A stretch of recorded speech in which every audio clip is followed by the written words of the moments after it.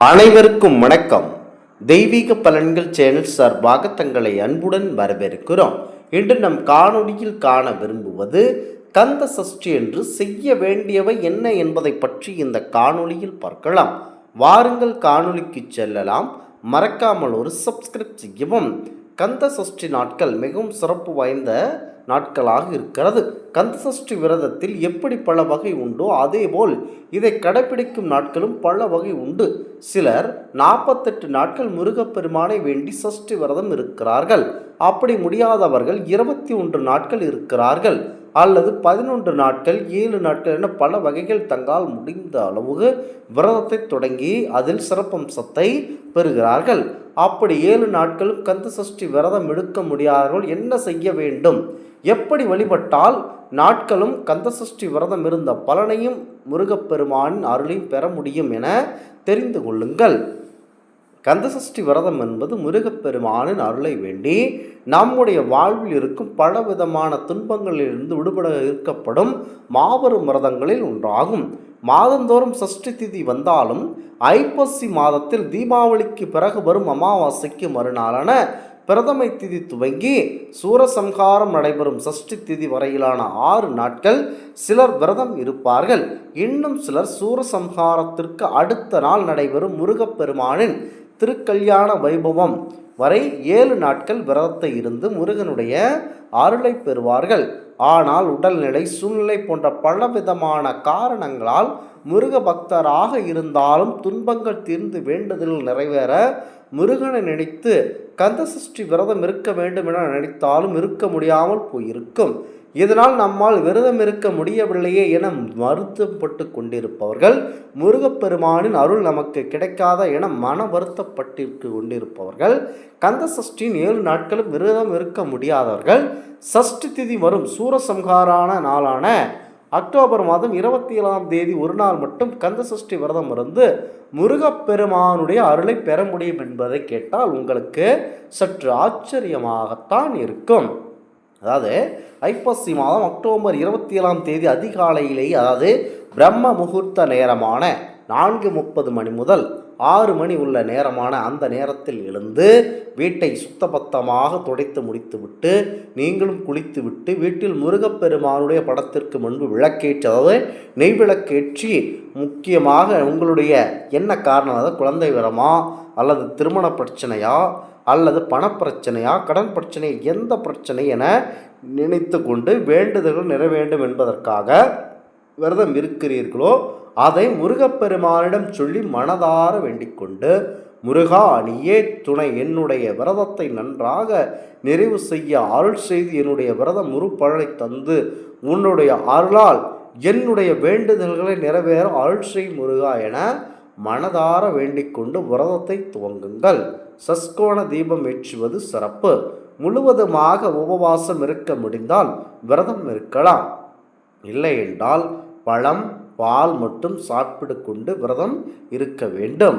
முருகப்பெருமானின் படத்திற்கு சிகப்பு நிற மலர்களான செவ்வரளி, முல்லை, செம்பருத்தி ஏதாவது மலர்களை சுற்றி முருகனுக்கு பசும்பால் மற்றும் பழம் மற்றும் நெய்வேத்தியமாக படைத்து வழிபட வேண்டும்.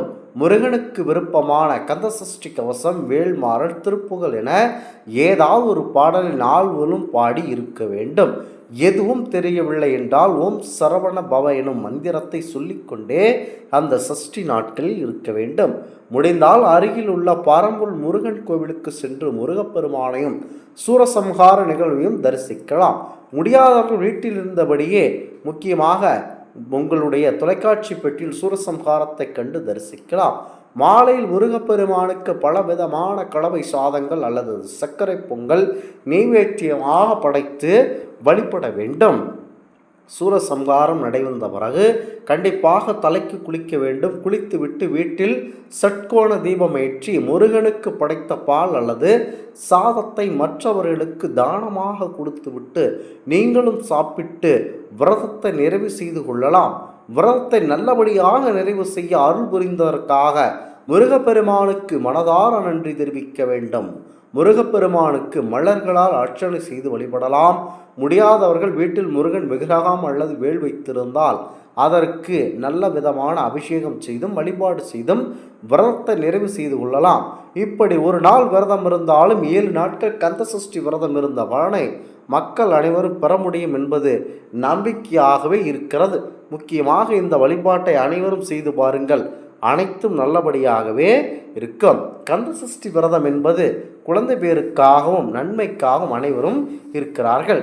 கந்தசஷ்டி விரதத்தை மேற்கொள்ளக்கூடிய ஒவ்வொரு நபர்களும் தினமும் முருகப்பெருமானை வழிபாடு செய்பவர்கள், விரதம் இருக்க இயலாதவர்கள் கூட இந்த கந்தசஷ்டி விரத நாட்களில் முருகப்பெருமானை வழிபாடு செய்வதன் மூலம் அவர்களுடைய வேண்டுதல் கண்டிப்பாக நிறைவேறும் என்பது ஐதீகமாகும். மேலும் ஒவ்வொரு நாளும் ஒவ்வொரு விதமான வகையில் முருகப்பெருமானை வழிபாடு செய்யும் பொழுது அதற்கேற்றாற்போல் பல வகையான பலனையும் நம்மால் பெற முடியும். அந்த வகையில் குடும்பத்தில் ஒற்றுமை நிலவும், பிள்ளைகளின் எதிர்காலம் சிறப்பாகவும் இருக்கும். கந்தசஷ்டி விரதத்தின் 5ஆம் நாள் கண்டிப்பாக அதனை செய்து கொண்டு அடுத்ததாக அது முடிய வேண்டிய அனைத்து நாட்களிலும் முக்கியமாக அனைத்தும் நல்லபடியாக நடக்க வேண்டும் என முருகப்பெருமானை நினைத்து கொள்ள வேண்டும். வீட்டிற்கு வெளியே எவ்வளவு பிரச்சனைகள் வந்தாலும் வீட்டிற்குள் வரும்பொழுது மன நிம்மதியும் அமைதியும் இருக்க வேண்டும். அப்படி இருந்தால்தான் குடும்பத்தில் சந்தோஷம் அதிகரிக்கும்.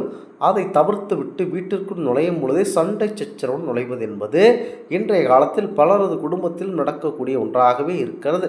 அப்படிப்பட்ட சண்டை சச்சரவுகளை நீக்கி குடும்பத்தில் இருக்கக்கூடிய நபர்கள் அனைவரும் ஒற்றுமையாக வாழ்வதற்கும் குடும்பத்தில் இருக்கக்கூடிய பிள்ளைகள் எதிர்பார்த்தவாறு சிறப்பாக அமைவதற்கும் கந்தசஷ்டி விரதத்தின் மாபெரும் சிறப்பம்சம் இருக்கிறது. அனைவரும் இந்த விரதத்தை கண்டிப்பாக வழிபாடு செய்யுங்கள். முக்கியமாக பிரம்ம முகூர்த்த நேரமான அடுத்ததாக அது இல்லை என்றாலோ காலை 7 மணி 45 மணியிலிருந்து 8 மணி 45 மணிக்குள்ளோ அல்லது 10 மணி 45 மணியிலிருந்து 11:45 மணிக்குள்ளோ அல்லது மாலை 5:30 மணியிலிருந்து 8:30 மணிக்குள்ளோ இந்த வழிபாட்டை நாம் கண்டிப்பாக செய்து விட வேண்டும். முதலில் முருகப்பெருமானுடைய சிலை அல்லது வேல் இருக்கும் பட்சத்தில் அதற்கு குங்குமம் அபிஷேகம் செய்து அபிஷேக ஆராதனை செய்து வழிபாடு செய்ய வேண்டும். இந்த ஆன்மீக தகவல் உங்களுக்கு பிடித்து இருந்தால் தெய்வீக பலன்கள் சேனலை கண்டிப்பாக சப்ஸ்கிரைப் செய்து கொள்ளவும். மீண்டும் ஒரு நல்லதொரு காணொளியில் உங்களை சந்திக்கிறோம். நன்றி, வணக்கம்.